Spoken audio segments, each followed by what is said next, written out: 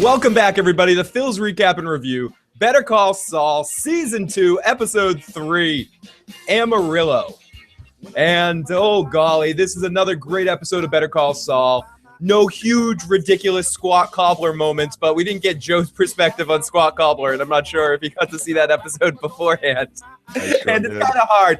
Well, everything gets hard after squat cobbler. It's real. I think this was an awesome episode of Better Call Saul, but coming off what might have been my favorite episode of Better Call Saul, it couldn't help but, I liked everything that happened in this episode, and we're going to get into it, but I have to again mention squat cobbler. And I do have a couple of notes about that from listening to the Better Call Saul Insider podcast. And again, when I'm going to start this week's podcast off by advertising another podcast. If you haven't yet, shut this off and go listen to the Insiders podcast because it's fucking amazing stuff.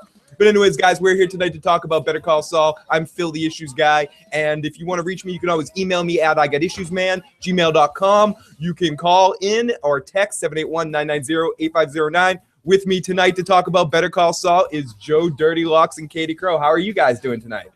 Good. Good. Sweet, man. I love this show. Oh, it's such a fucking great show. And of course, we also have the motherfucking Issues chat. How is everyone doing tonight? Timo, Sam, Al, Red Sox fan, a lot of awesome people. Hello to all of you, you awesome fucking people. Great to see you, and thank you to everybody in the Friends of Phil, the FOPs out there. To all of you guys, thank you to all of you guys for all the support, and it was a great night last night talking about The Walking Dead, and thank you for all of your comments and a lot of really fun stuff. But tonight we're here to talk about Better Call Saul. If this is your first time checking us out, we do recaps of some of our favorite shows: Better Call Saul, Vikings, Game of Thrones, Walking Dead, to name a few. We like to come out generally right after the show airs and give our first initial opinions of what we just watched. It's kind of difficult with a show like Better Call Saul, more than I think any of the other shows we do, except for maybe Game of Thrones, that there's so much little subtlety to each episode that I feel like we're almost doing it a disjustice at times coming out here right afterwards, because this show screams for multiple viewings. It does. There's so much little things. Like I wanted to read every little word on those blue screens. I wanted to see exactly what that shit said. Absolutely.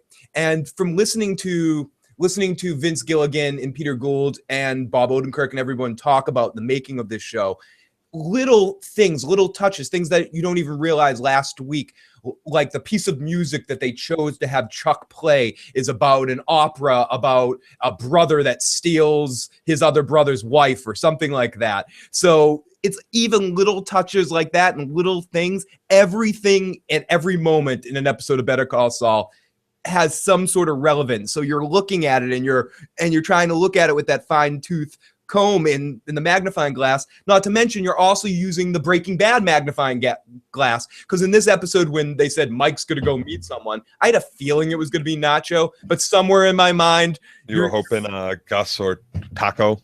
Tuco. I mean, yeah. I'm with Katie. I was hoping for Gus in that moment. I know it's not gonna happen that easily, but I was thinking about Gus. KLC says, just pop it in to say hi. I haven't watched this episode yet and don't want to be spoiled. Thank you to everybody. Sam wants to know how you're feeling tonight, Katie. Better. Good, great. Can bring on some migraines. Oh, I know, absolutely. Working is not, there's no positive way of spinning working. There really isn't. Warging. Oh, warging. I thought you said working. I thought you said work. That's funny. I thought you said working can cause migraines. Like, yeah, there's no real good way. Yeah, both is the case. It yes. works both ways. When you warg before you work, it's a lot of pressure to warg into that human body of yours to go in and work. I understand. As we've learned from many people, warging into a human is difficult. We terribly. It's hard. So everybody, again, thank you so much for joining us. We're really excited to talk about this Better Call Saul episode, and just in general getting to talk a little bit about, just to you guys, and a little bit about and bullshit a little bit here. So let the bullshit train reign as we're going to get into it. But before we get too far down the road into this particular episode, it's a return of Phil's stupid Breaking Bad Better Call Saul fun facts. Awesome. What do we got for us this week? Fun facts. Fun facts. Okay, last week I kind of talked a little bit about the guy that Mike ends up helping, the bald guy with the glasses. He does this very fun scam called the Zim Zam Yo-Yo Man. I talked a little bit about it last week, but I didn't have a name for you. If you haven't already, I highly recommend searching out the Zim Zam Yo-Yo Man. It's a complete big fallacy that this guy played. It's really hilarious stuff. Next, last week's episode, Cobbler, that was Squat Cobbler, wasn't named until later. They really didn't know what to name the episode. They talked about it. They said, we're not sure what to call this episode. And eventually they resulted on calling it Cobbler. Also, more interestingly, Aaron Paul participated in a Reddit AMA this week.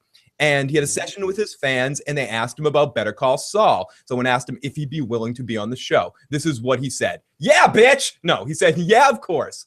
I'm such a huge fan of Better Call Saul, and of course, everyone behind the show. So who knows? Maybe I already shot it.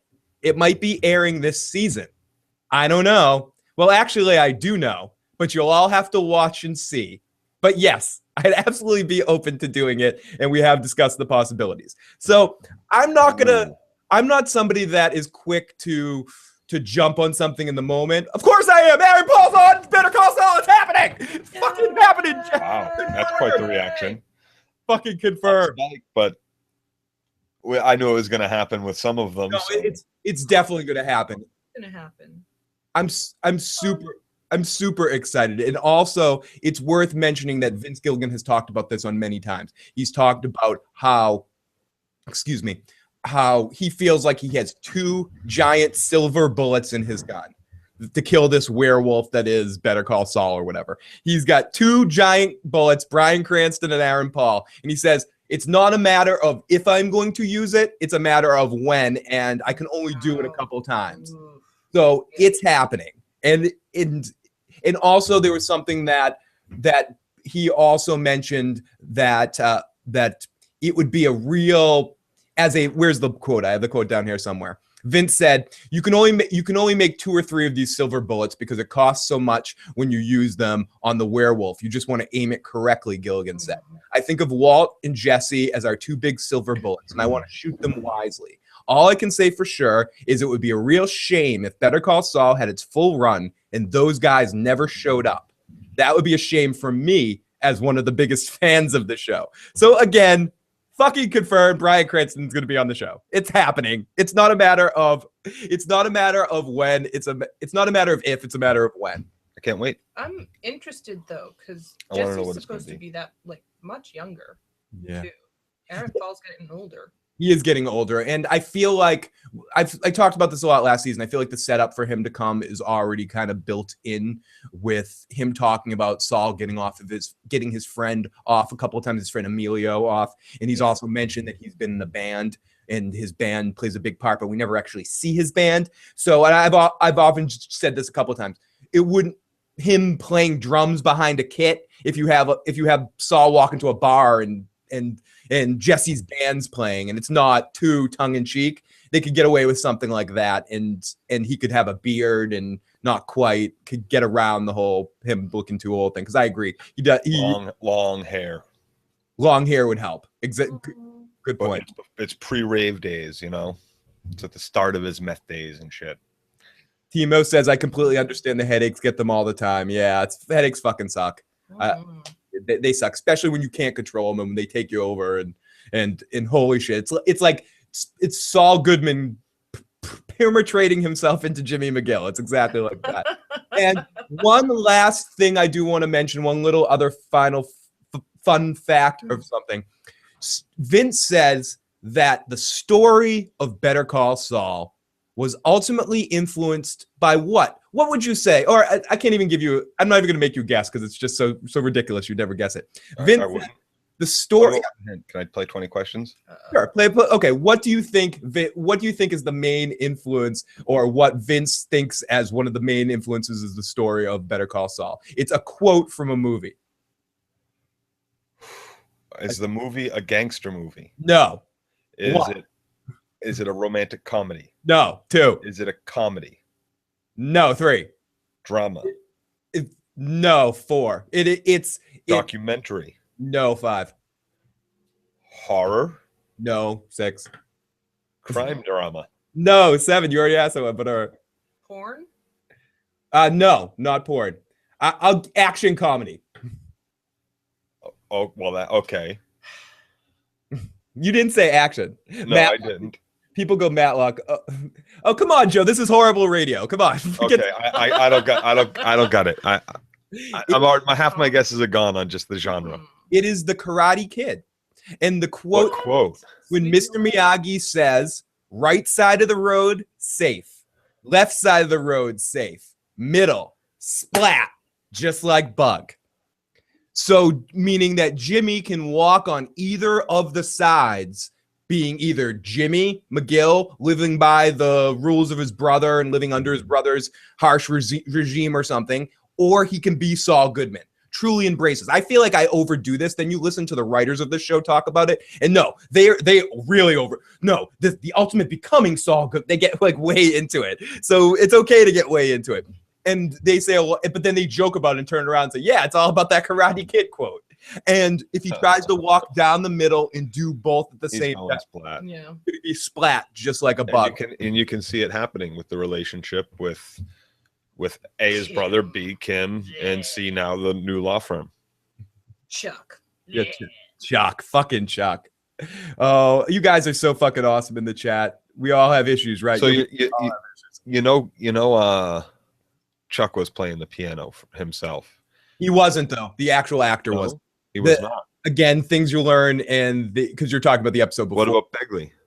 Bagley was playing the guitar, and in fact, Michael McKean brought his guitar in later in that day, and they jammed together. But Michael McKean was playing piano between two takes, but it was the person who designs the soundtrack who was a competitive champion piano player that played the piano in that scene and that is Vince Gilligan's favorite cold open he's ever did in any episode ever. He said, even concluding Breaking Bad in Cobbler last episode. So, Joe, before we get too far into this episode, do you have any thoughts on the Cobbler episode? I like pie. You like pie? Did this make you enjoy pie more? Yeah, it did. I really liked the episode. I left when the episode closed. Both Katie and I at the exact same time when the created by came up. We both went huge sigh, just and that's the feeling you have throughout you're holding your breath, you're excited, there's good stuff happening. It was a very funny episode. Yeah, it's like good. Being on an emotional roller coaster, but you don't even realize it until it's done. Mm-hmm. And it reaffirms again how great McGill is. Jimmy McGill. On everybody's names. Oh, that's okay. It's tough. We talk about a lot of shows. Bob Odenkirk, yeah. I agree with you guys, and I like I said, I am prone to being a victim of the moment. But excuse me, I feel like if you can show one Better Call Saul episode to somebody to try to get them into being a fan of the show, it's the Cobbler episode. It's just a really fun episode. It's a good one.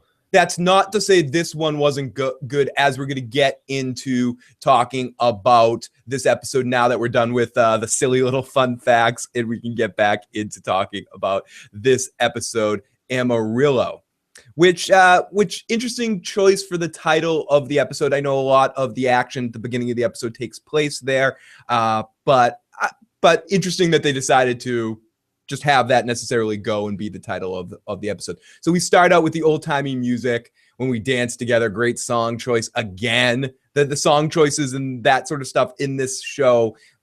Oh, God, I feel like I'm on repeat rinse because I feel like, again, I'm a kid that's opening up presents on Christmas morning every time I'm watching. So good. And just the way they shoot stuff and the way that the sound mixes into it, it works so perfectly. And I feel like when you listen to these people talk about it, though, they have such a good, fun-loving attitude. And it comes from not overdoing it. It really comes from the fact that they all just have a ball working on this together. And the writers are so good at the right. They've written such a great show. They've told such a great story with the direction, the music, the photography, the cinematography, and then it's performed perfectly as well. Absolutely. Like it's just they hit on all cylinders with this show. I can understand people, oh, it's not actiony enough, there's not enough going on, it's very slow. I can understand why some people wouldn't like it, but I think this is the pinnacle of dramatic television.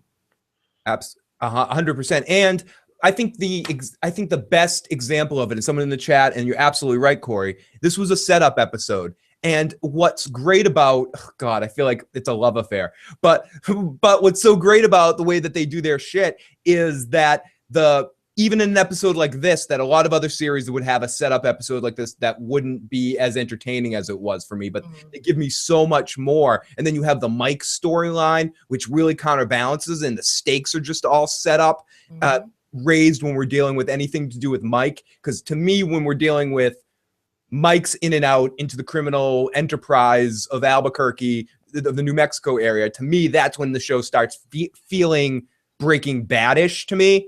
Yep. And that's not to say Better Call Saul is an amazing thing too. And I know it's the same people. It's a hybrid. It's one big living organism, according to them, the way they talk about it. So the show has very much the same feel with a very different story. Absolutely. And completely different stakes too, because the writers have said this many times, they know where Saul and Mike end up, but they still say they leave a lot of room for interpretation. Similar to the way they wrote Breaking Bad. They have a goal in mind, but they don't pre-plan it. They write everything very naturally in the moment, organically of where they think each character should go. And it really shows so much. And again, in what could be a setup episode, this is a moving along the plot. It was everything that got led up in this episode. That's why before the show, I was like, oh, this is probably gonna be a quicker episode to talk about, because everything that happened in this episode was set up for what's gonna happen in the next episode. Nacho and Mike's talk, Saul having to face the board of Chuck and Ed Bagley Jr. watching his ad. Well, it's just the partners of Ed Begley's company. I don't think Chuck's there. Yeah, Chuck's gonna weasel his way in there somehow. A little something. No, that's in the Santa Fe office. Chuck's in Albuquerque. Oh, someone wants to know, Katie. Tim wants to know what your favorite kind of ice cream is. Any and all kind of ice cream. You I can't have really issues with cookie dough, but Cold I just kind. take the cookie dough out. The ice cream itself is good. She likes the cold kind. Yeah, cold ice cream is my favorite. Critch says Mike is dangerous to all around him. Jimmy's right now is dangerous to himself. Sam says I like this episode is good, but it pisses me off at times too. Like especially with Kim being so turned off by Jimmy, like her backing away from Footsie for support at the meeting and flipping out on him for solicitation, which he was just barely doing. And Sam is in the legal, or is a year away from being a lawyer or so. Yeah, because he went down to talk to just one specific client, and the other people happened to be there listening. Yeah, it wasn't as. And then asked him questions. But it was a perfect con with that he wasn't conning them. He was portraying a confidence man. He was giving them confidence in him. And just in general, how amazing and smooth talking wonderfully is Saul in this opening scene when he's talking on the bus.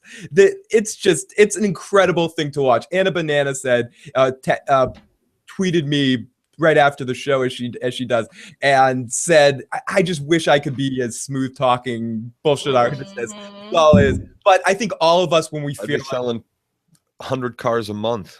But I feel like when we're at our best, when that moment we're at the poker table and we pull off a bluff, we all feel like Saul sometimes.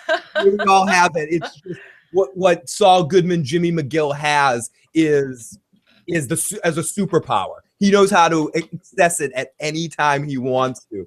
Most people need to be in the right circumstance in the right moment. He is George Costanza, to pull the Seinfeld thing, where it's George, you're a master of lies. Jimmy is a master of bullshit, and he can just win people over really easily. I won't be surprised when he talks his way out of being in any trouble with Ed Bagley and the people on the board for the commercial. He's just going to sell it. Yep. Well, and I just loved the when they just showed the shot of him there dressed as a cowboy. Like just looking the part. Yep. You dressed the part. And you knew he was in Texas. You saw the flag and everything. You knew he was there for Sandpiper people. It was perfect. It was like, oh yeah, you got to dress. He's going down to Texas. You got to be like that. And it's great too because there's an old saying, Phil, and that's it's easier to ask forgiveness than permission. Oh, fucking just say no, Joe. Now Sam says, yeah, him on the bus is classic. Crit says she is curious who has a soul, difficult thing to shed. A careerist who has a soul, a difficult thing to shed. And Corey says, I will use the words of the worst Game of Thrones line ever to describe Kim.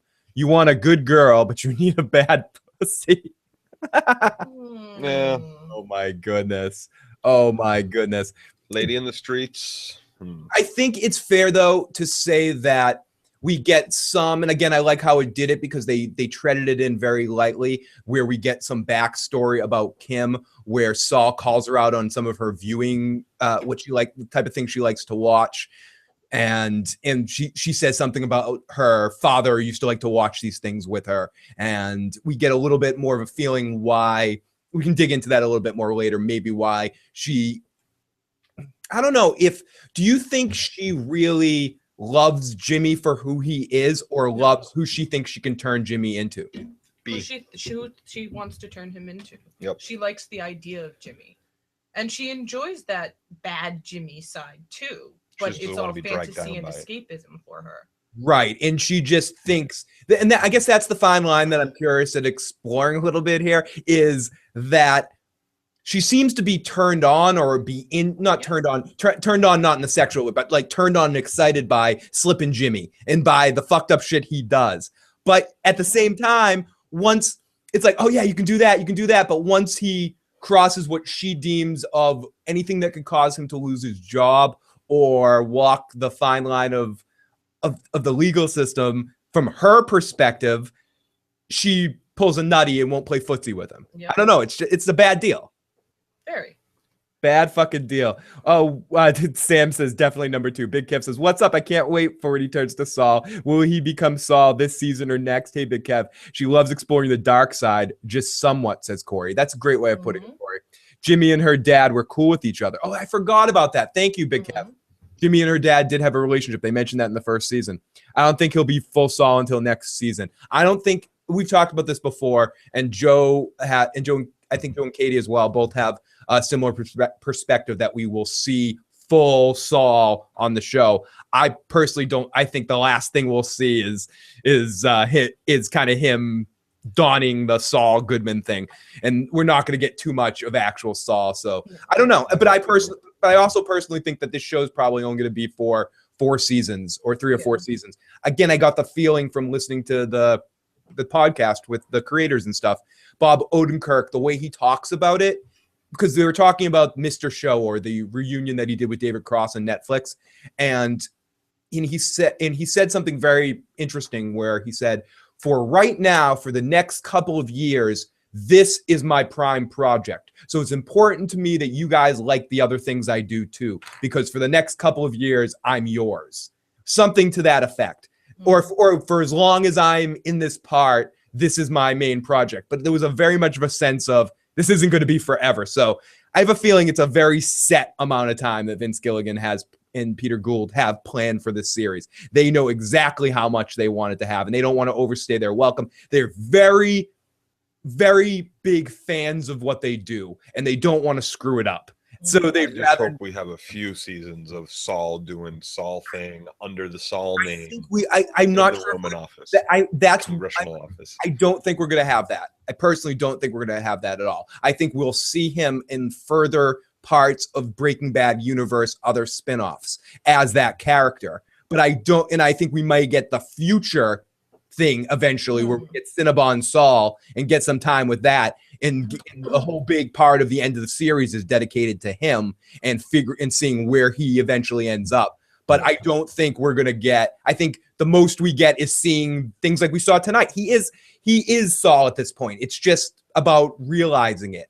He just needs to clean off that yucky Jimmy goop that's all over. There's little things that drop every episode, like tiny things that drop, like that turn him into Saul. Yeah, he just can't bring himself to fully embrace the Saul in him. No, he can't. And I love how we call it the Saul. In the show, it's still referred to as the Slippin' Jimmy.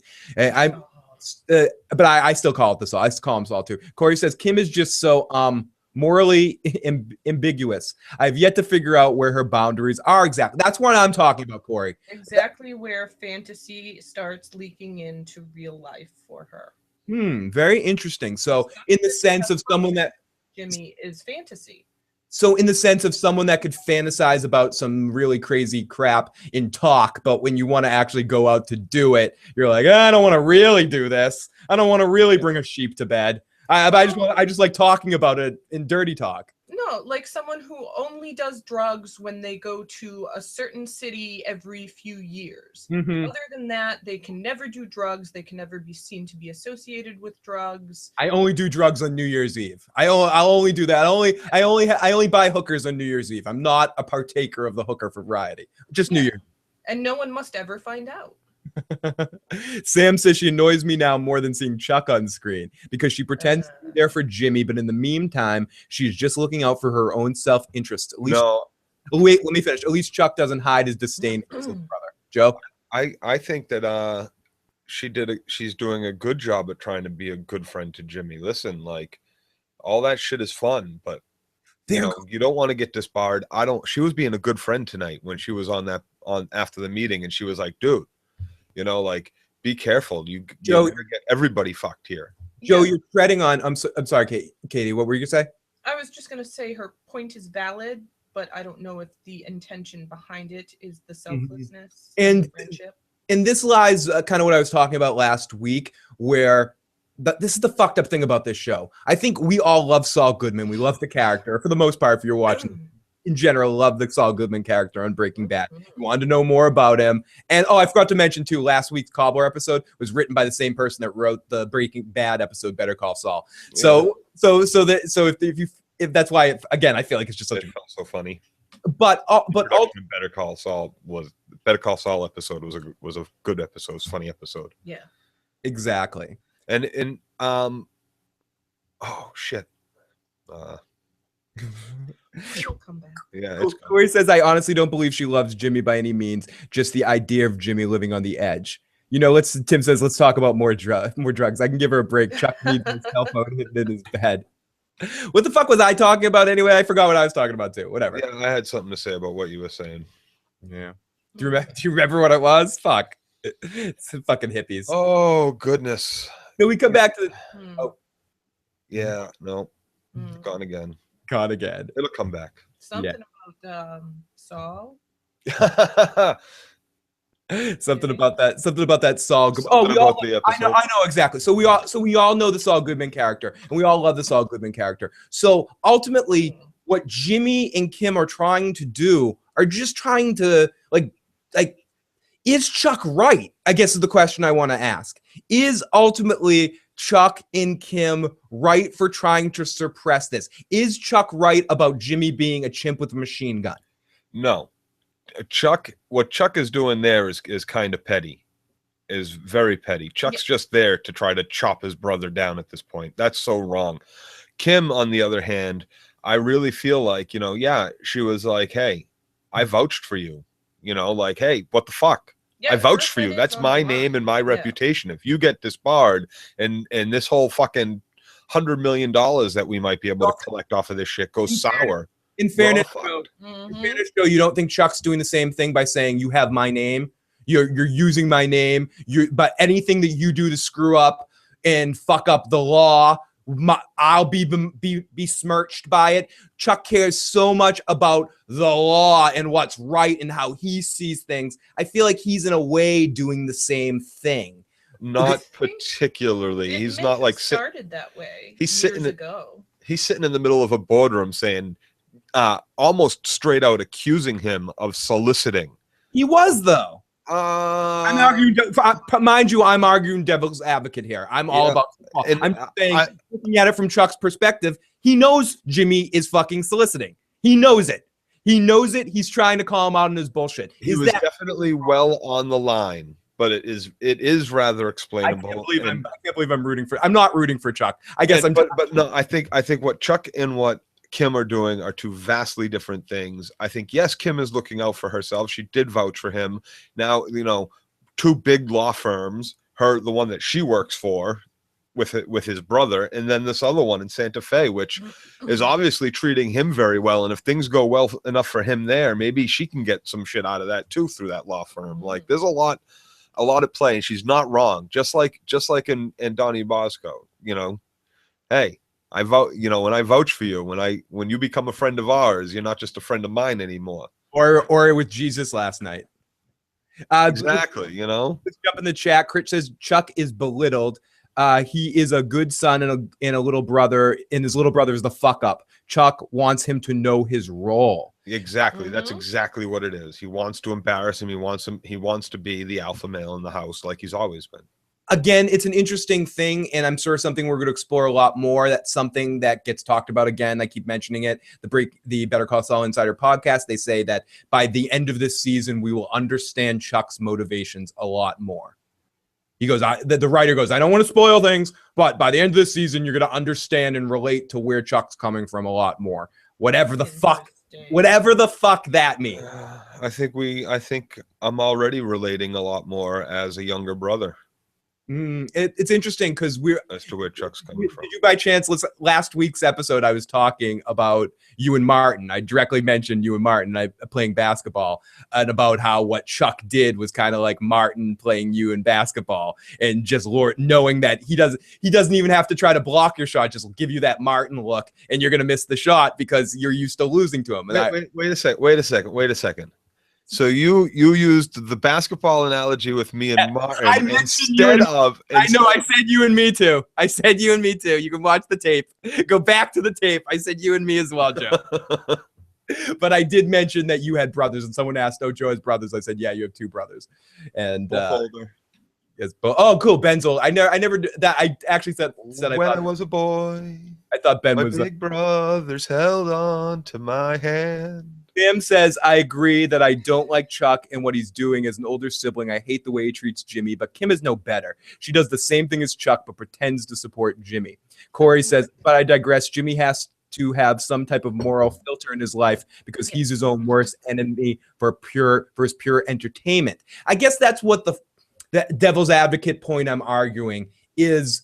At any point, any level, either of them working to Jimmy's self-interest for Jimmy's interests, or they are both working. Kim is. I think partially.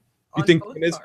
Yeah. Or just to add one more point to the question and throw it back to you guys, or is Hamlin the only guy that really gives a shit about Jimmy? It seems like Hamlin is every time he's rooting for Jimmy. He wanted to tell Chuck to shut the fuck up in that moment and say, come on.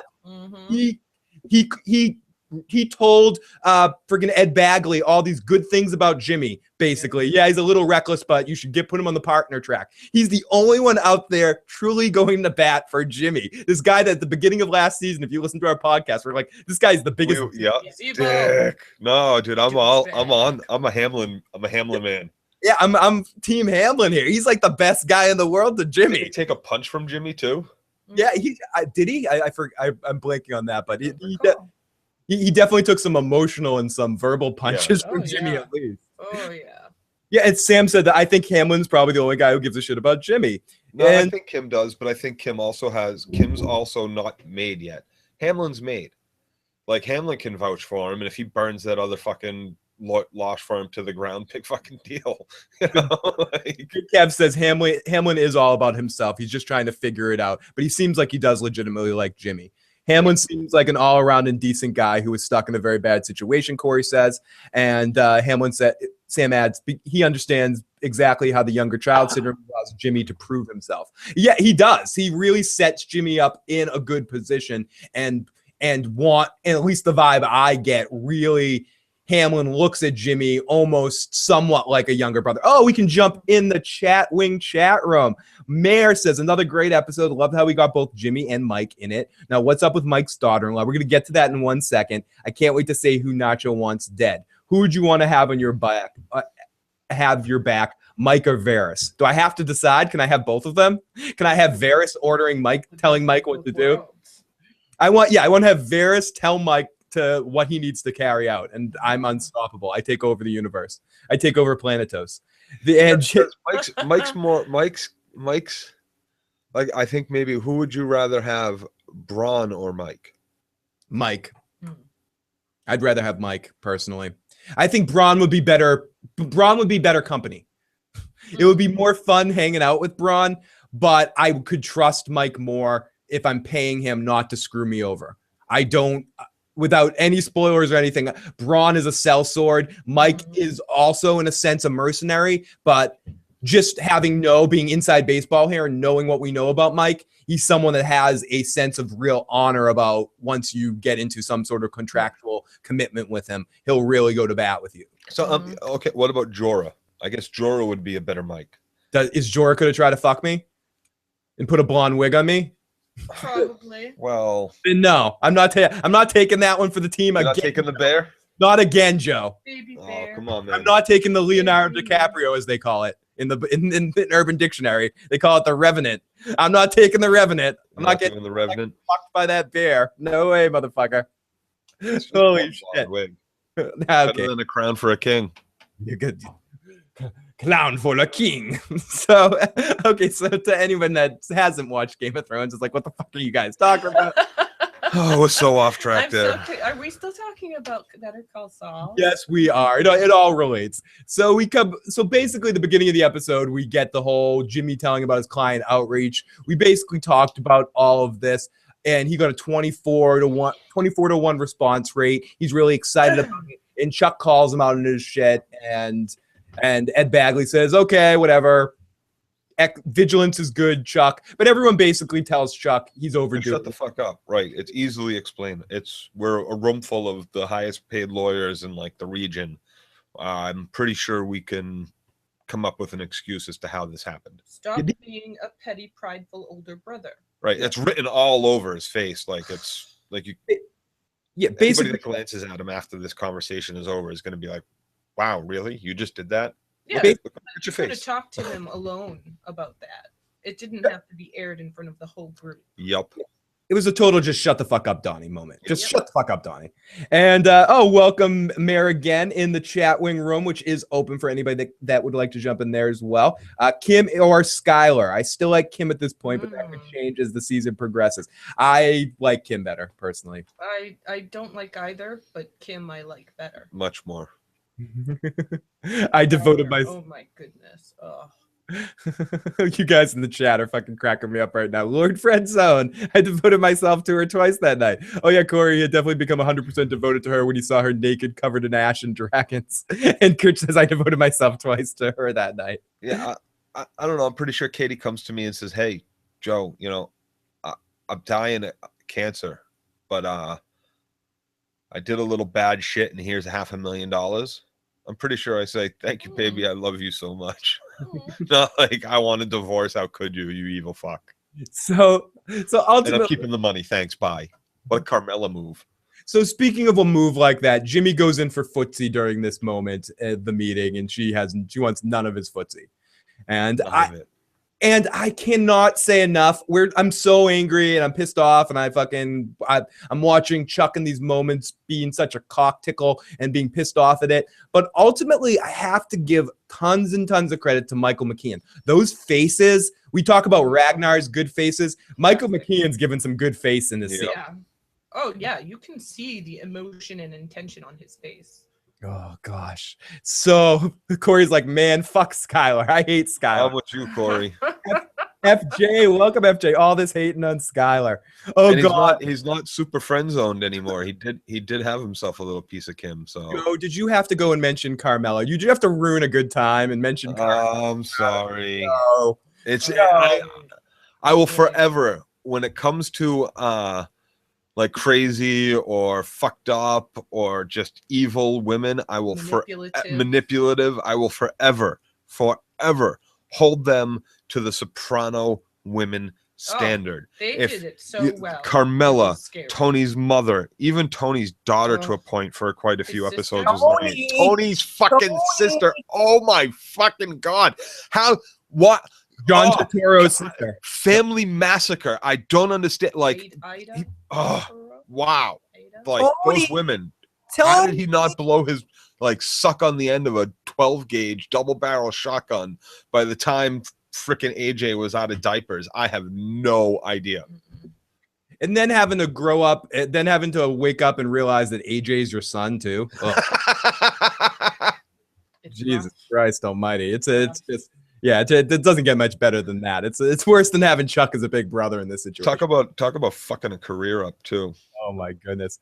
Corey says, I like Tony's mother better than Carmela for fuck's sake. I think, she was awesome. She was nice. But then again, I'm only up to where Phil podcasts The Sopranos. Oh, we will be back. More Sopranos to come. Okay, so. Tony's mother tried to kill Tony. Yes. What? She actually out and out took a hit out on her son. The crow can't keep it in. Fuck that shit. Spoiler alert. I mean, whoops, too late. Sam said she doesn't care about that stuff. And that's such an early part of that. It's just another plot point of the show. It's just like, okay, yeah, that happened. Big Kev. Hopefully all those fucking flushes end up nut, my friend. Have a good table, buddy. Yeah. May all your straights come out. That sounded icky. But yeah, I meant it to. It meant to sound dirty. May all your straights end up not being straights and being flushes. Yeah. Mm-hmm. That sounds okay. Yeah. Okay. Oh, it sounds awesome. Okay. May all your straights be flushes and all your flushes be the nuts. The nuts. We just keep wanting to mention nuts. Yeah. The crow likes talking about nuts. So okay. So Jimmy won't let Kim won't let play with Jimmy's nuts under the table, which is really bothering Jimmy. So fucked up, dude. So then she runs away from him as they leave the office too. And the first meeting was Chuck at the first meeting? Yes, this is this very first meeting where no, the first footy meeting. He came in later. He was there for that meeting for the footsies? No. He gave Saul the yips, and then she put her hand on his leg. And right. She did in the second meeting, she put her hand on it, but the very first time they played footsie, no, Chuck was not there. Okay. It's confusing because there's been like 4 or 5 of these kind of scenes in the last 2 episodes, so they all kind of blend. But the very first time they're in there, after they have sex, after they bone, they play footsie, and then she definitely does that, Katie, when Chuck enters the room to calm him down so he can speak. You can speak now. So we also meet some other secretary or some other executive that works there, another lawyer that basically says kind of cock blocks or talk blocks Saul from being able to get to Kim when he has something. Oh, I need a copy of this, and I got one for great. That's she totally talk blocks him. He doesn't even finish the sentence. She's digging around. He's like, oh great, and then he just starts running after Kim. Yep. Why won't you play footsies with me? The footsie denial was annoying and petty. It's totally one of those annoying petty moments. Like when you're just mad at someone's mad and you go and touch the hand, the hand gets just pulled away. I don't want to be touched right now. It was just totally a petty moment. And then running away from him. Like, that was at least talk to him. You're right.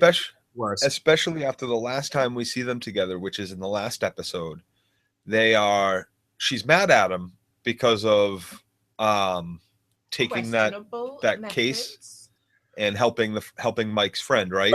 She's mad because he made the video, not because he helped him out. She's really only mad because he made the video. So then evidence. Yep. And she gives him a talk, but we kind of assume that they at least spend the night together, probably cuddling, at least have had sex, and this is at least a couple days later or something. Like, so to be off at that, like, I'm almost still mad at you from that last shit, not going to play footsies with you, especially now because of this Chuck shit. It felt wicked petty. It felt wicked, like aggressive. Corey said manipulative. Corey in the chat says it perfect. Send many mixed signals, Kim. Send mixed signals much, Kim. And Sam says the footsie denial was annoying and petty. And she goes on and says she knows that he relies on her for support when it comes to Chuck. So to even do it even more after what Chuck did to him in that meeting shows even more how petty it was in that moment. Because think about again, if you're in a good relationship, I'm not saying what's good and what's bad, but ultimately if your significant other is going through something like that, you could think the minor pettiness of you being upset of what they were actually fighting on, you could be there for him when he's in trauma with Chuck attacking him publicly in a meeting like that. That was unnecessary attack by Chuck. She should have if she really cared, she should have been there for Jimmy in that moment. You make a great point, Phil, because the last time when they did the hand on the leg thing, right? She was there for him, and he was able to bounce back and get right back in and recover and do a great job. This time, she scorns him. She burns him, right? And he immediately backpedals on the shit he said and commits himself to finding another way, even though he's already gotten the okay to continue doing what he's done. And ultimately, if we just get to the end, Joe, and review over, that's why he fucks himself at the end with the advertising. He never needed to even go there. She didn't play footsies, and he got nervous and he rambled on. He was like, "Oh no, I got to make her happy. I got to make Chuck happy. Oh no, I'm not." Instead of just sitting back and being happy with the fact that he just talked the region's highest priced lawyers into a line of fucking bullshit, and they all went, "Oh yeah, that's perfect. What? Keep doing it." No, Joe, if you and me could get the world leaders into a room to play footsie under the table, the world would be a fucking better place. That's what we need to do. We need to start a change.org campaign just to get everybody to play fucking footsie. Why do you think Bush chose Condoleezza Rice as secretary? Oh my! So he could play footsie with her under the table in these high-priced meetings and stay calm, cool, and collect. Exactly. So someone says, Corey says, maybe that plane from Fear the Walking Dead will crash into Chuck's house. Maybe. We could all hope. Okay, so after that whole big intro that we get of the beginning of that, that's why Obama chose Kerry. We go over to Mike and his granddaughter scene. So let's kind of just zip through all of the Mike and his family thing. Let's get to the important aspect of this. Is Mike's daughter-in-law Stacey Cuckoo Kanuku? Well, is this our first introduction of her on the series? No, we've seen her. We saw her last year. We did see her last year. Okay, so we see the continuing payments. He's dropping off a big. Right. No, that's all. That all happened. Whatever. We don't have to recap all of what happened. Well, I just think it's kind of funny. Like, that's a fat envelope of cash, and she's just kind of like, you don't have to. Doesn't pay it any mind, but like, whatever. But ultimately, is she crazy? I want to care. Is she making up this gun stuff so Mike takes better care of her? Is it a manipulation or is she crazy? Good question. Yeah, it's tough. Because we get any of this crazy shit from her? And no, this is the first of the crazy stuff. This is the first of the princess off, but this is the first maybe hallucination, paranoia, or sleepwalking, outlying manipulation from her. Yeah, because he was, and come on, so she's like, 2 nights in a row now. I don't want you to worry. There were shots fired in the neighborhood. They seemed far away, I thought maybe firecrackers. But then last night again, but they seemed like they were right outside. He's like, I'll stay here. She's like, no, don't do that. I trusted enough to tell you. Don't make me regret opening up to you. And immediately you see his face, and you're like, oh yeah. The scowl on his face is just to say, "Nah, you fucking bitch! I could have stayed on the couch, and now I got to sleep in my goddamn fucking car all night." But I think it's very important too to point out that he caught her in a lie too. She said the shots happened at 3 a.m. 3 shots. Bam, bam. He was 2:32. 3. And he was outside all fucking night and didn't see one fucking thing. Except for the mailman, the newspaper. So you don't think that was a bull? Sam's asking me, so I don't think that's a bull. No, I think she fucking put that there. I think she's crazy. I have a family member. I'm not gonna say their name, Bonnie. They're fucking crazy as shit. She used to make up these stories that people were lifting up the roof and were hiding out in her roof of her house and banging on the roof at night, and then they disappear when the cops came. And she was convinced of it. She really, truly believed that people were there. And so I'm getting sort of that kind of feeling from. Well, that sounds more like a delusion. That I think she's her police officer husband was shot to death, right? Police officer husband was shot to death. Mike's son. I don't think we see her at all on Breaking Bad, but we see the granddaughter. So something happened to her. So I'm going out on a limb and saying that she has some sort of mental breakdown and has to be institutionalized or ends up killing herself or something. Some PTSD. some shit happened. But no, I think that the PST triggered something bigger, and she's having complete delusions right now. Well, that can hallucinations and delusions, those and flashbacks, straight out flashbacks. Those are components of PTSD. Absolutely, 100%. Shadow, ghosts and shadows. I call them in therapy. I mean, what did I say? What am I talking about? But yeah, you. So ultimately, I do think that is happening here with her. I think she's making this up. I think she's full of shit. I think she made that mark on the house. I think she's, but the other side of this is it also could be it's all a manipulation, like that she's doing it to get money. She's doing it to manipulate Mike more. And the first time I met her, I thought she was a con artist. So we'll have to see. Let's jump into the chat for a quick second. I'm going on Game of Thrones with Russ. We're talking about The Night is Dark. It somehow turned into Game of Thrones over there. It was fuck, marry, kill, or fuck, marry, kill, Carmela, Skylar, and Kim. Oh, Jesus. Okay, I probably... Say them again? Carmela, Skylar, or and Kim. Okay, I kill Carmela, I marry Kim, I fuck Skylar. Nope. That's me. You can't tell me nope. What's yours? Okay, mine is I marry Kim because she's a lawyer and rich. Yeah, right. Same. Carmela is just the right type of crazy where sex in bed with her is going to be good. I seen it. And Skylar, nothing to do with her. I'm not on the Skylar train. Never was. No, you gotta kill the Carmela poison. Nah, man, that's some good side. That's just crazy enough. That's just no. That'll come back to bite you. Like the Russian, that Tony was sleeping with. That's like the kind of crazy Carmela is. She'd be like her name at night, and like you'd have to get up. I'd have to get up and explain to you. No, that's the kind of girl you want to have sex with on the side. You don't want this Skylar. No, Skylar will end up like crazy. Carmela will slash your tires. Skylar will try to I don't know, rob your $1 million in the bank from your lawyer wife or something because she's an accountant. Oh my goodness! What if you cross Kim with Peter Baelish? You have someone that will take over the world. Welcome, Robo. Welcome to the chat. Cool Breeze Productions. Welcome to see you too. Who was in Breaking Bad? I missed the first part of that conversation. She's always been a manipulative in a passive aggressive way, but this is a different level of nuts.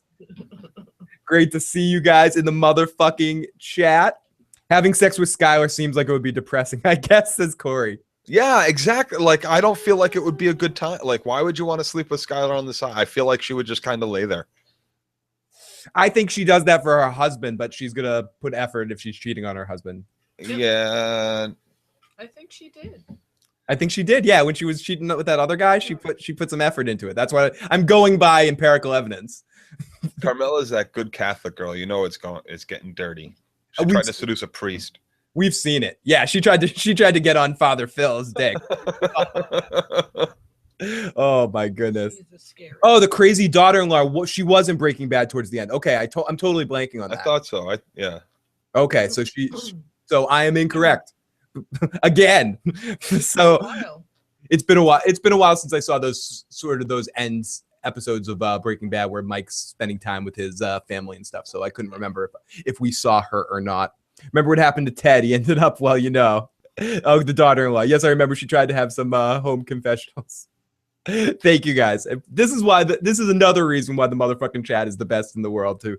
That we always have you guys to and okay, great. At the time so if it's at the beginning of the whole Breaking Bad series that you're going to be sleeping with Skylar, right? Yeah, her husband's a chemistry teacher and maybe might have a bad streak in him, but she was pregnant then too. Like Carmela wants to sleep with you in her mob boss husband's living room. Yep. And the life of danger. Just to jump back into jumps back into the Mike stuff. Life of Fox Valley says Nat seems generally paranoid. She seemed generally paranoid. What does she need to manipulate Mike for? He's given her money. She doesn't need to manipulate him more. That's why I think it's a weird.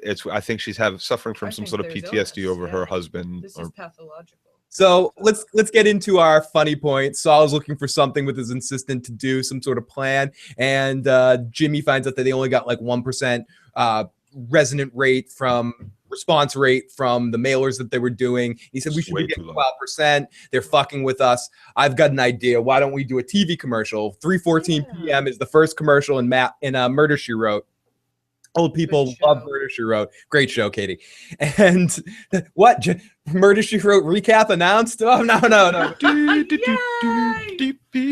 So Ed Bagley Jr. says he's very open to doing a commercial. They've done it in the past. Let's talk about it next week. So, but no. Not let's talk about that next week. I'll talk to you next week. No, he says, right. No, he specifically says we can talk more about it next week. He doesn't really say. I don't think he says it. I think he says we'll talk. No, it's a big thing. He says we can talk about it next week. I watched it 3 times, Joe. I'm gonna watch it. I want to know the exact line because I'm thinking I remember it as he's like, okay, we've done one in the past. All right, I am open to it. Let's will talk about it next week. He doesn't say it. He says we'll talk next week, and then Jimmy says, "All right, have a good trip." Like he's going away for a week. Okay, so Jimmy can step away and be like, and this is what I took from it. And then Jimmy can step away and be like, and I thought he was going to run it right away. I said, "Oh, he's running that commercial this week before he gets back, and we'll talk about how the commercial did next week." No. Because we were open to it in the past. We've done one before.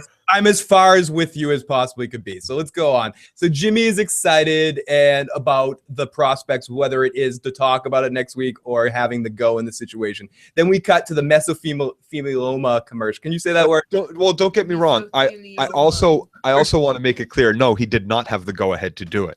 Like it did not sound to me like he was saying, okay, you have permission to do it. No, but I don't think he specified we'll talk about the idea of the commercial next week over the actual commercial. Last thing I want to say, I think it's understood. I disagree. It's okay. So Corey agreeing with that part. It's understood. On Murder, She Wrote, I think Angela killed everyone. She was like the grim fucking reaper. Critch says another murder in Cabot Cove, like a bad night in Beirut. FJ says I see mesothelioma habits all last week. I see him all the time, every night. Yeah, Corey thought that in Breaking Bad. He always had a soft spot for Kaylee. Robo Production says he said talk next week. He said talk next week. Just each. Typo there. Like when he was threatened to have money in Kaylee's account taken away, he went to turbo mode. Yeah, to Mike, protecting Kaylee is the number one priority. Yep, so that's his granddaughter. So we cut to them watching the mesothelioma. Yes, I said it. Mesothelioma commercial. Whew. And Saul is watching it, and he kind of has this look like he's learning and studying. He's like, "What's the hell is up with this? It's boring. This fucking sucks." And he goes, "He signed off on this. Bagley Jr. signed off on this crap. It's boring." Oh yeah, they took forever to figure out that swirly thing. I think they called it a vortex in the background, just the right end, and how fast it was going. Oh yeah, it took forever. They spent a week or 2 on that. Yeah. Awful. So and he goes, "Where is the showmanship?" And then we cut over to what initially I thought was one of the skateboard kids from the beginning of last season. Me too. And then I had to remember that it was the film students from the commercial. Yeah, film kids. When he was fucking with Hamlin. Corey says when Jessica Fletcher shows up, people die. She does. They die. She is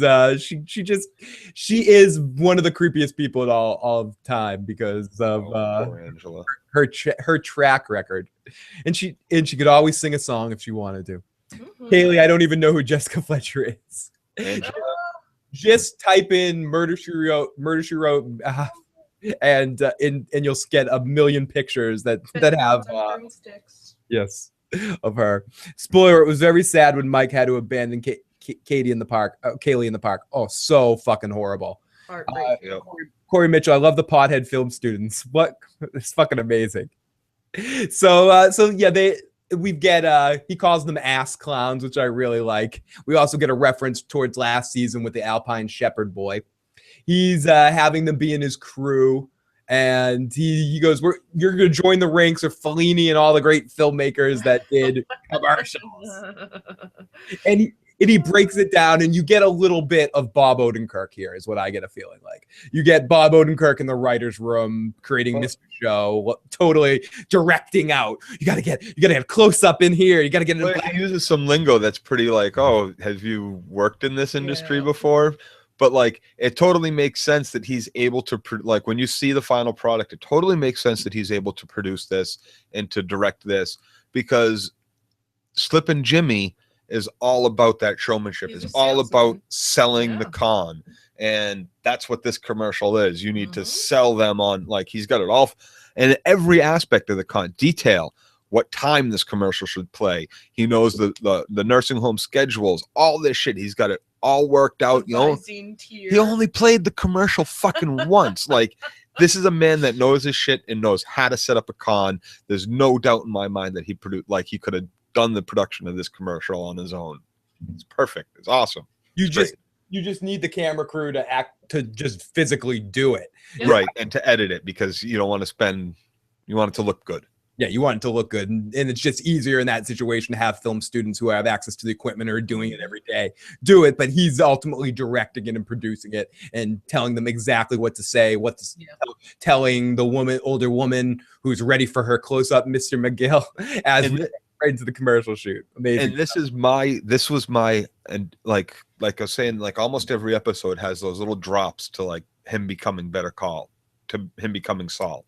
And this, like last season when we had him do the commercial and the billboard and all that shit, I felt like that was leading to it. And then again with this commercial, it's something else, because we did see commercials for Better Call Saul in Breaking Bad. So he also at one point, like this was another like breadcrumb on the trail for Better Call Saul to becoming, for Jimmy to become Saul. He also did his Saul hands at one point. We was like the magic Saul hand.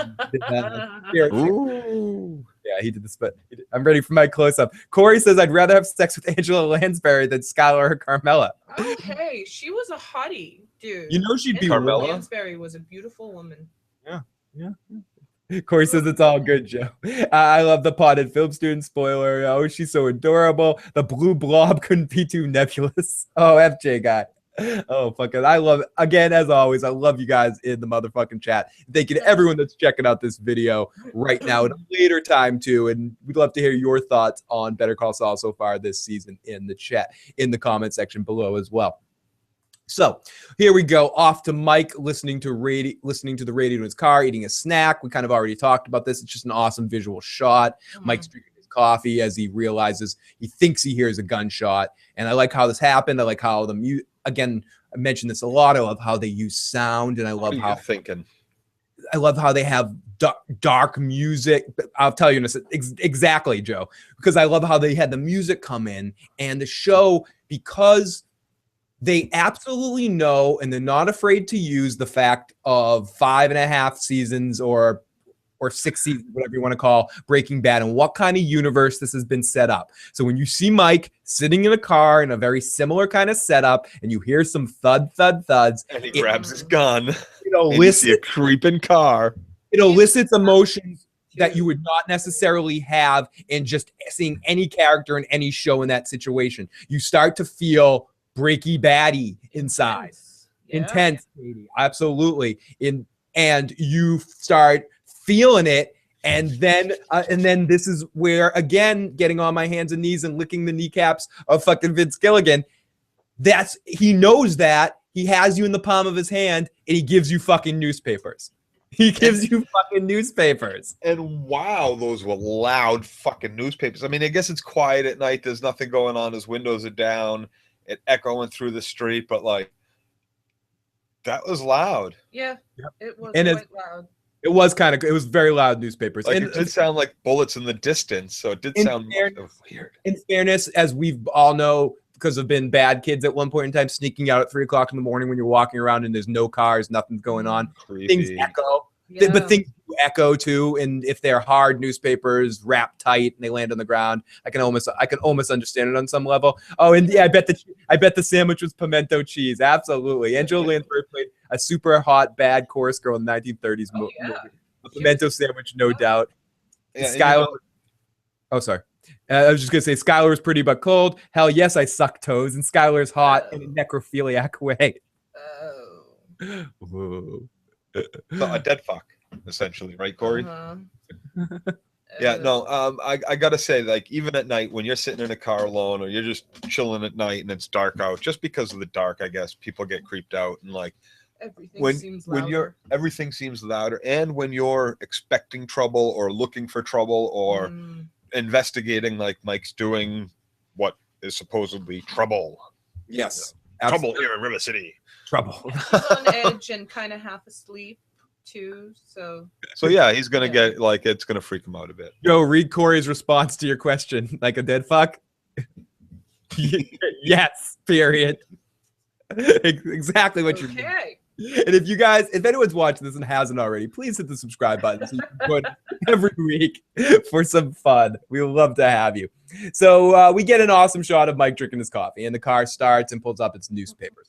So the next morning, as I mess with my computer, the next morning. Corey, never say that to your wife while you're in the middle of lovemaking, by the way. Mike, or your husband. Mike, get off my lawn. Never say that to them. Period. So I mean, never say that to them ever. Period. So Mike, and also you just never mess with Mike in this situation. Mike stayed up all fucking night, and he has to drink, and we've all been in this fucking situation. Every one of us that has stayed up too late, you can't fall asleep for whatever reason, or you're up late doing something for somebody else, and you have to walk into work and do the fucking hell walk into work and stand there all fucking day. I actually got fired from a job because I was at a party at Joe, Katie, and I's mutual friend's Elia's house all night at a party, and then I had to go work at the dry cleaners up the street, and I was like passed out behind the counter at the dry cleaners. And, like, customers came in and were like ringing the bell. They were like, "Excuse me, sir," trying to wake me up because I was like passed out of the fucking crowd. Yeah, that's that great work ethic I have there in working at a fucking dry cleaners. But hey, the owner, all the complaints of the funny smell on their clothes that are supposed to be freshly cleaned. You mean the alcohol that the owners were drinking behind the counter, the whiskey bottles that the owners had behind the counter? That's probably they smelled more than any weed off me. I was too young back then. I didn't have the balls. It was so illegal. Yeah. There's no way I'd fucking smoke in a fucking dry cleaners in fucking 19 whatever the hell it was. Huh? I must have had a Mike's daughter-in-law moment then. Yes, of course. We're not talking about the convenience store, Joe. Which let's tell one for instance story. We're telling more personal stories. So one more for instance personal story. I used to work at a convenience store overnight, working overnights. I had some guests. We won't tell who exactly these guests were. I had some guests over to the thing, and they were preparing a sandwich in the bathroom, and it was a very tasty sandwich. They were taking some different parts of roast beef, below cheese, organizing the sandwich, and then we all went outside and ate the sandwich in the parking lot. About 10 of us. It was a very big sandwich. The next morning, I come into work the next day, and my manager comes up to me and goes, "Phil, do you eat sandwiches at work?" And I go, "No, I don't eat sandwiches at work. What are you talking about?" She goes, "Let me rephrase. You work the overnight shift. And if I work the overnight shift, I'd eat sandwiches here all night. Do you eat sandwiches at work?" And I said, "No." "Okay, whoever eats the sandwiches here, tell them to please clean up after themselves in the bathroom." And because they left pieces of sandwich all over the bathroom for the boss to see. And yeah, it happened. Was good boss. Yes, good, very fun boss. I think I might owe somebody an apology for something. Yeah, you got did I spill the pimentos? Pimento cheese, pimentos all over the bathroom, Joe. I'm not sure if I've ever told you that story, to be honest with you. No, I remember that. Oh my god. And everyone in the chat, Corey says, "I remember smoking out during lunch in school. I was so paranoid, not an enjoyable time by any means. I'd be paranoid that I forget what I was paranoid about, but still, it's fucking sucked." So okay, let's continue. Our group of friends were like dazed and confused. Yeah, dude, it was fucking crazy. So tabs by breakfast. I don't know about some of our friends, vitamins. Yes, vitamins. Thank you. Tabs of vitamins. Yes. Vitamins and sandwiches, guys. Vitamins and sandwiches. So, Walter Schuyler, could you please just crawl out my ass? Could you do that for me, please? Could you just, for a second, crawl out my ass, please, Schuyler? So, anyways, Mike asks if Mike ends up running home because she calls because she found the bullet thing. Mike kind of hints, did you dream it? She's like, I didn't fucking dream it. I'm not fucking nuts. I was here all night and you weren't. Why doesn't Mike just come at her? What time did this happen? 3:14. And why doesn't Mike just straight out say to her, I was outside all fucking night? Because that would be creepy. Maybe that's what she's trying to get him. Maybe she already thinks. But he's told her he was going to, but didn't he tell her in an earlier scene that he was going to spend the night anyway? And she said, no, don't talked him out of it. And that's why you're right. And that's why he was staking out, not sleeping on the couch. Okay. Mm-hmm. Yeah, exactly. Yep. Sorry. So she might be really pissed. I told you not to do that now. Yeah. And then she'd be like extra defensive. I'm not lying. You must have fallen asleep. So Mike's caught in that fucked up situation where you're forced to eat shit and lie because the truth will get you busted for something you weren't supposed to do. Right. And easy enough solution where he's pulling in envelopes of 10 grand or whatever. We're just going to go get you a new apartment. Yep. There you go. Yeah. Corey says Mike is a man of few words, but he still has his doubts about her story. And his doubts. He was sitting right outside the whole night. There was no gunshots. Well, right. I think he's just not sure if she's lying or sick. Or he missed something. No, he knows he doesn't miss something. Yeah, Mike didn't fall asleep. He was listening to his radio all night long.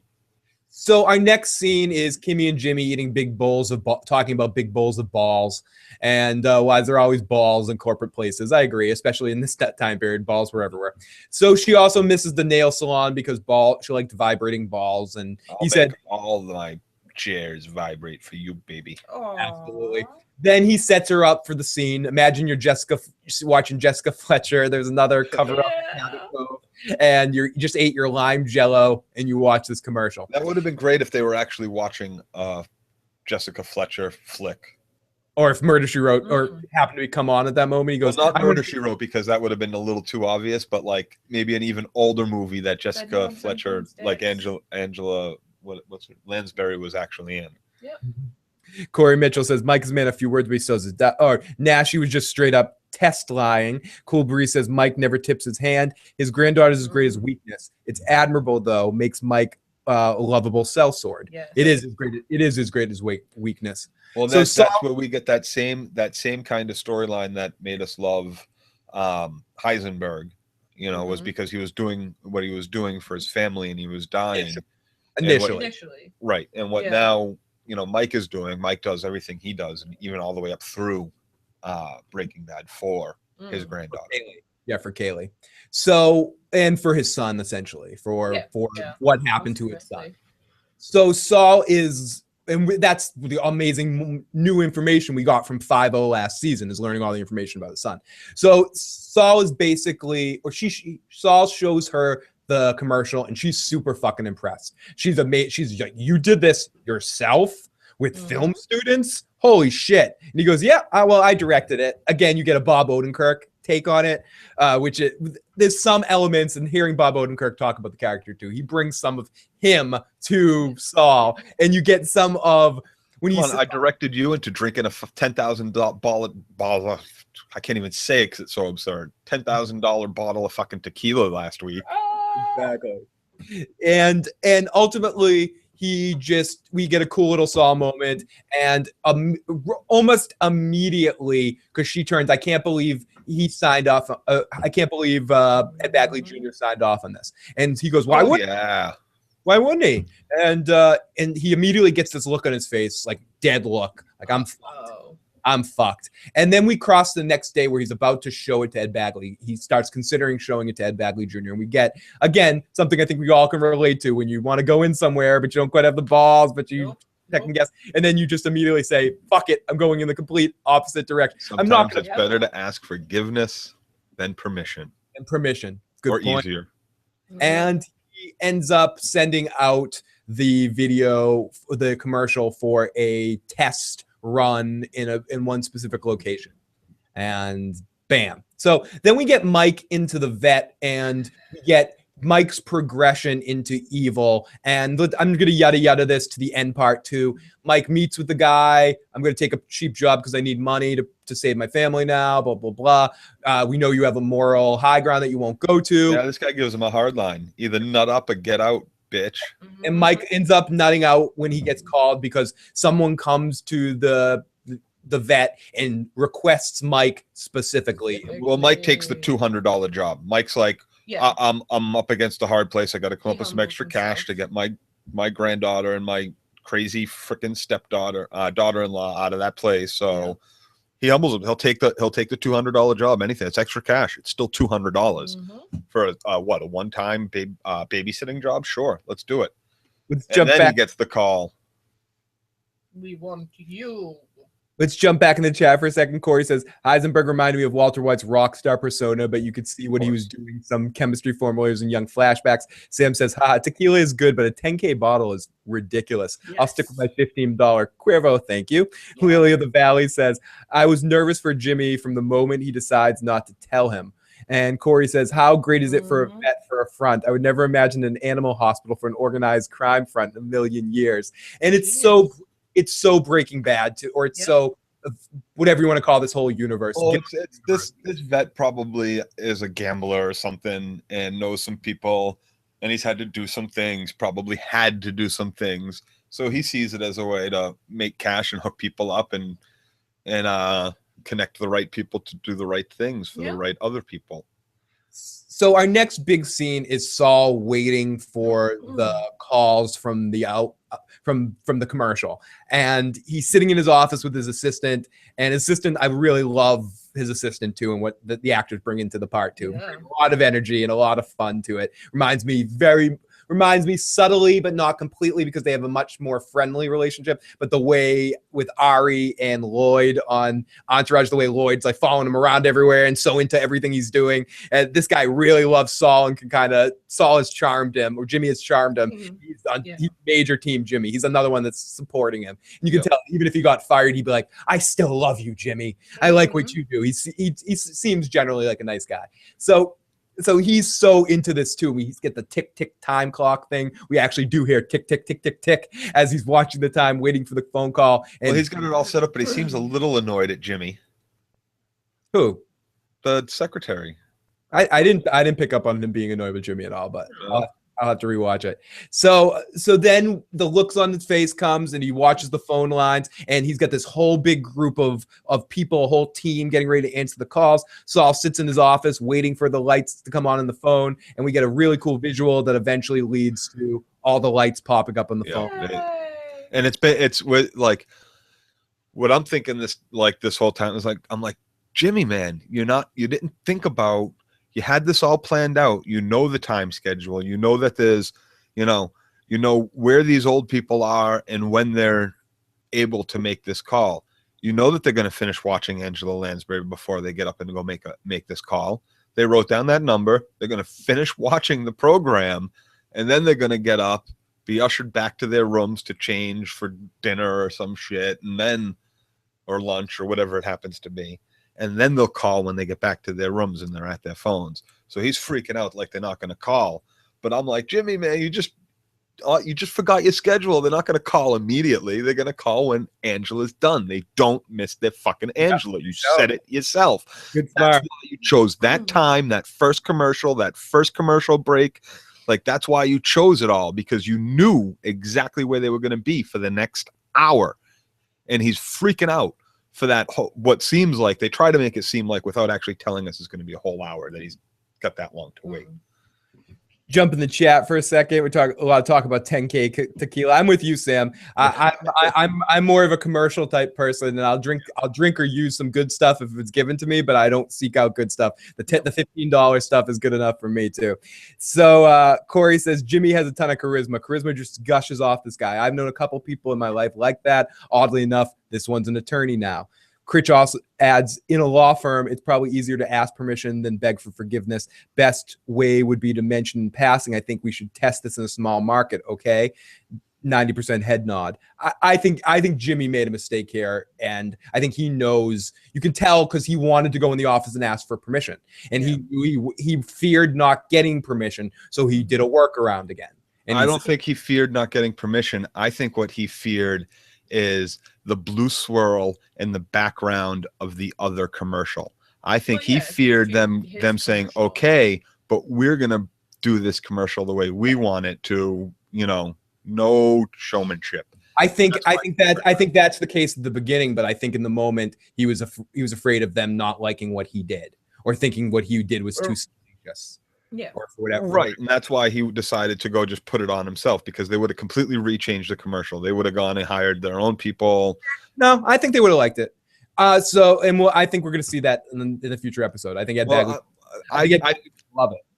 I agree with you. I think they are going to love it. But I also think what Jimmy was fearing was when he sat down to watch the movie. Remember, the secretary is all like, yeah, they stressed about that I think they called it a vortex. They stressed about it for like a week, and then how fast it was going, how slow it was going. The whole board made that commercial. And I really think that's what Jimmy's motivation was for turning around and playing the commercial.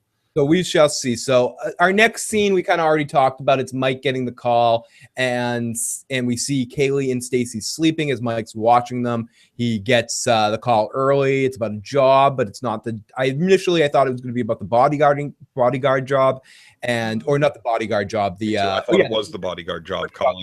Bodyguard job. And he gets a call that says, this is some serious money. And the guy asked specifically for you. So immediately we said, who's the guy? Okay. Yep. So we go over to Jimmy. Mike. And then we go back over to Jimmy and Kim having a movie night. She loves North Pole stories or South Pole stories. They're completely different. They flirt. We learn more about her family and her dad. And he goes to the phone. And it's the boss calling. And Ed Bagley Jr. is pissed the fuck off. Pissed off. You never see Ed Bagley Jr. this pissed off. He is just angry. This is like Jimmy was driving around in a smog-filled Hummer in his backyard, spilling all his diesel fuel stuff, whatever, his biodiesel stuff. Like Jimmy pissed on his carpet. You pissed on a dude's carpet. You really fucked this guy over. He's so pissed off and calls him out. You're chaos incarnate. What's he calling me? You're an arsonist. No. I knew that when Kimmy said you were a little like something. I didn't know she meant you were full on fucking arsonist. It reminded me of that moment in the Howard Stern movie when pig vomit or pig virus is you're the goddamn fucking Antichrist, Stern. Paul Giamatti, you're the goddamn fucking Antichrist. And Bagley totally lost it in the line. You're a fucking arsonist. You put the commercial on, and Jimmy's like 100 heads. We got 100 heads, and Bagley's like, tomorrow I want to see you. In the morning, the board's going to watch this fucking video. You're going to love it. Before he finishes that sentence, click. And Jimmy turns the corner so Kim can hear him still on the phone. Thanks, boss. Lie. And they also what a con. Let's jump the chat. There's a lot of talk. He sits down so calmly next to her too. There's a lot of talk in the chat right now about how $10,000 still. It must taste like unicorn sperm or something like that. Oh my goodness. I imagine unicorn sperm tastes like cotton candy. Yeah, it has to. Doesn't it, Katie? It has to. Might be able to. That would be great. Katie, because you spin the cotton candy on the unicorn's horn afterwards. That's what So it's all that's how cotton candy was invented. But we all know unicorns don't exist anymore, so they had to recreate it with other means. But the original cotton candy that people ate way back when in the day came from unicorn sperm, then on the unicorn's horns. And it was nutritious too. It was. We all know what. Whatever. Let's move on. So we go off to Mike's meeting at night, and he's. Thank you, Katie. He was on Mike's meeting at night, and he's heading in, and Mike's cautious as we think. Before we get to who this is, and it's obvious, my first thought was it's Nacho. then I started thinking maybe it's Tuco, maybe it's somebody else. But how does Tuco know Mike? Did you at any point think it was anybody else but Nacho? Either of you guys? Tuco. I was thinking it was Tuco. Right up into the minute I saw Nacho's. I thought it could be Tuco. Right until Nacho got liberated. Yeah. Dun dun. Good pun, Joe. I like that. But yeah, I kind of thought it was I thought it's Tuco for a second. And so let's get to the answer to the question at the end here. Yes, it's Nacho. He wants Tuco dead, right? He's trying to get Mike to kill Tuco. Is that that's my first thought. Feeling I get. I mean, and Mike's not going to be successful, obviously, but I thought it would be Gus. A lot of people in the chat are jumping and saying I wanted to be Gus so badly. Someone says Joe's face with Phil and Katie's unicorn discussion. KLC, I thought it would be Gus. They were teasing us.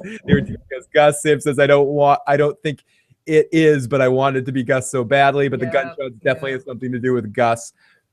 It's I don't know. It will be. I have a feeling that before we see Gus, or if we see Gus or not, we might hear his name or at least see a chicken place at some point. We have to see a chicken place at some point, right? We at least have to go past a meeting. Yes. A meeting at the Polo or in the parking lot. Something. Somewhere, sometime. We need to get something. And it's gonna be the more we go down the Tuco storyline and with Nacho and all of that stuff, we're going to get more familiarity with some of the criminal crime enterprises that we know in our Breaking Bad universes. Because we do know that Saul, and I talked about this a lot last season, we do know that Saul is the one that introduces Walt and Gus. So Saul has interactions with Gus or knows about him, and obviously how he knows him is through Mike. Mike has told him about him. He doesn't have direct interactions with him. I think Saul's direct line in Better Call in the episode when he talks about Gus is, I haven't had direct interactions with him, but I know someone that has, and he's like you. He's someone like you, a normal guy or blubbity bloobity blubbity blah. Right. Someone said the chicken place got set up in 1999, right? I'm pretty sure. Yeah, you have to go to a Polos Hermanos. You have to.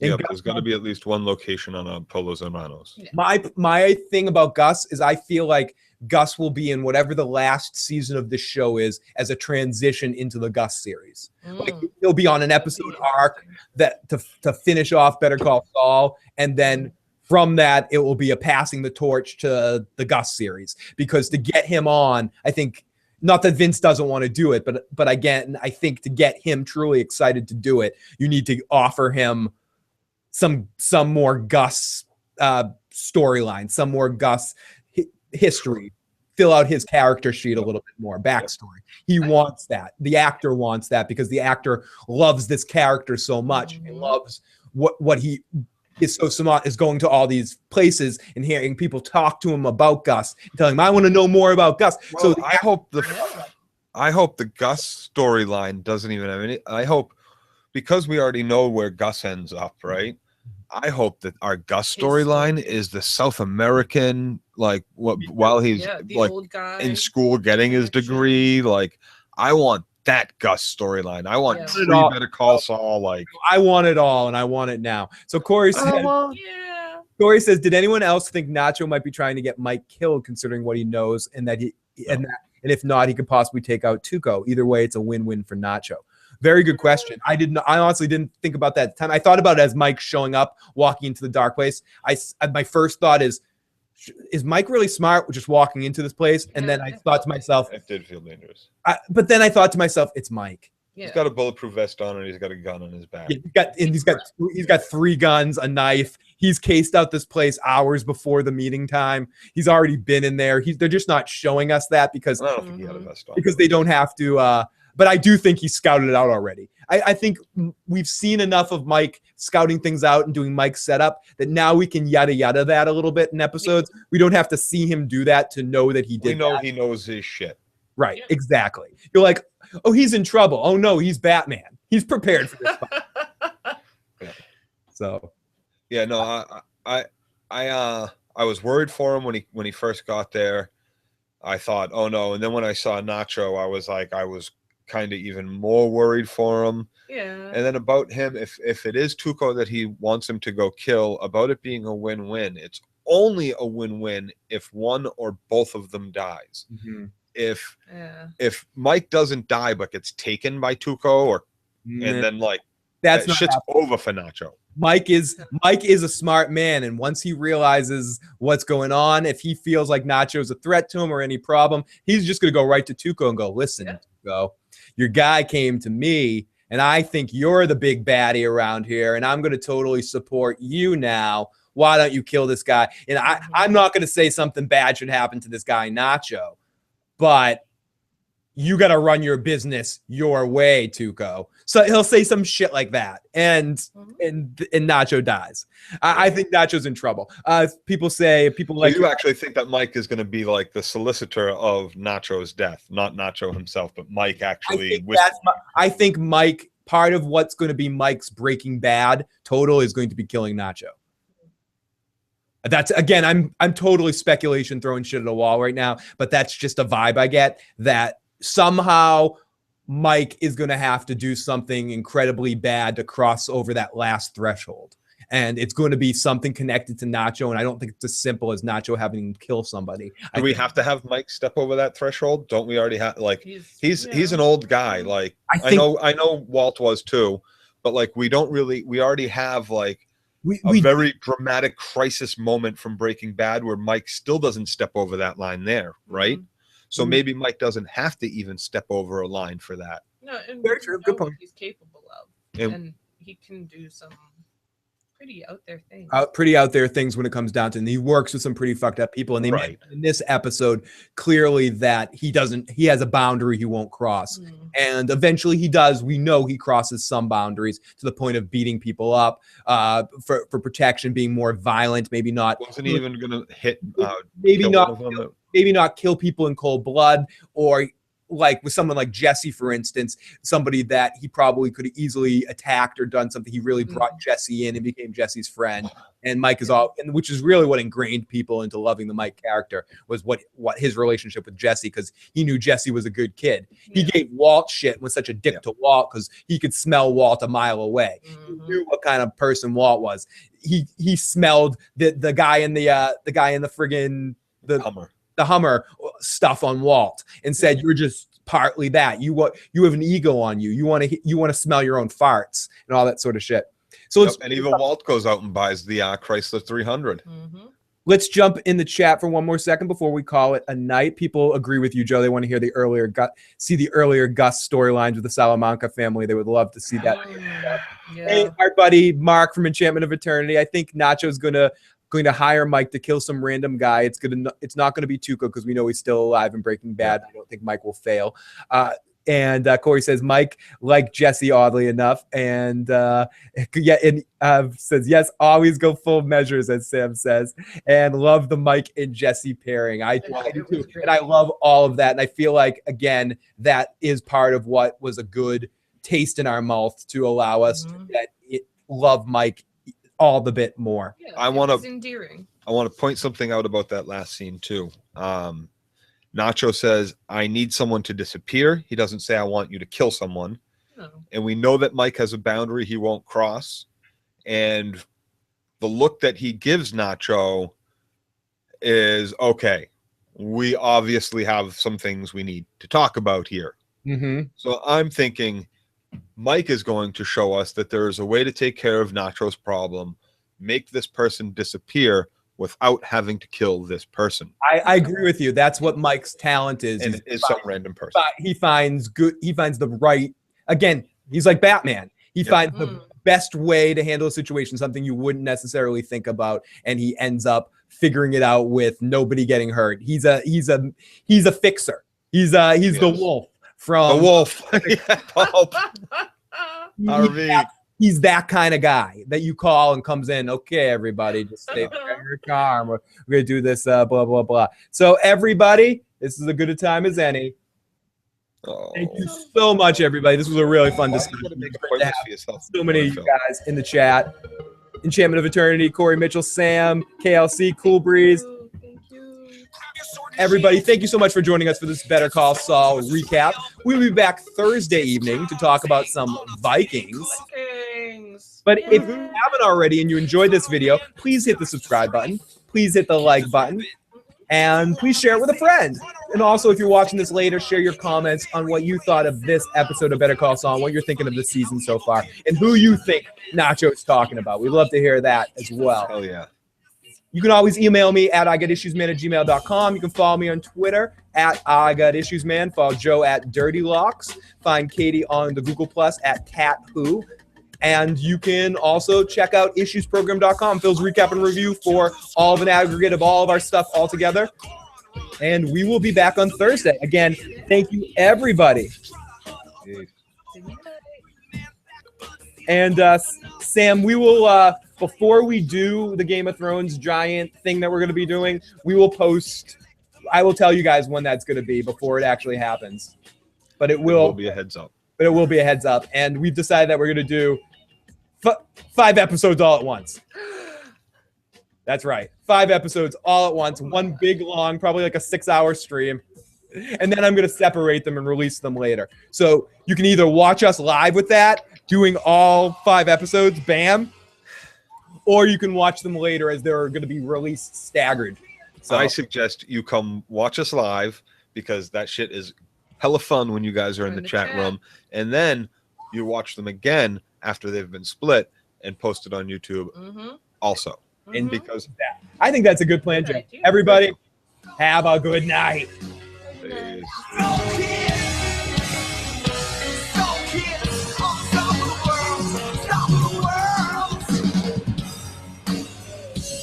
That's right. No half measures with this fucking Game of Thrones shit. No half measures, Joe. No half measures. Oh, and everybody, sorry, I forgot to mention, please join the FOP, Friends of Phil, community on Google+. I never can forget them. Follow them. Join it. The past, regrow the plan, vaccine in an old Check the links down below. all he ever did was whine. The princess will be reaped. Shifty eyes, all tripping along. Spooky like that Walker song. Last time I need a source of pain. Evil falls out all the same. Last call to put off the task and shock fear of Majora's Mask. You fucking nerd.